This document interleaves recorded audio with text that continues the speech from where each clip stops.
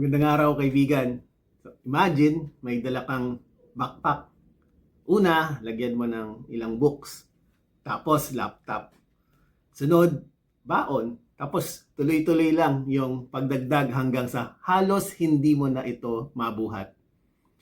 Kaibigan, marami sa atin ganyan ang buhay. Bit-bit natin ang stress, worries, guilt, disappointments, at kung ano-ano pang alalahanin. Sa Matthew chapter 11 verse 25 to 30, sinabi ni Jesus ang isa sa pinaka-comforting na invitations sa Bible.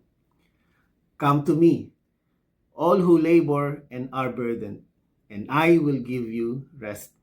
Hindi sinabi ni Jesus na lumapit ka lang kapag perpekto o maayos na ang buhay mo. Ang sabi niya, come as you are. Pagkatapos sinabi niya, take my yoke upon you and learn from me. Inaanyayahan tayo ni Jesus na lumakad kasama siya. Hindi niya pinapangakong mawawala agad ang lahat ng problema. Pero pinapangako niyang hindi natin ito haharapin ng mag-isa. Gusto niyang makibahagi sa ating mga pasanin at samahan tayo sa bawat hakbang. Habang nagtitiwala tayo kay Jesus, unti-unting napapalitan ng pag-asa ang ating pagod.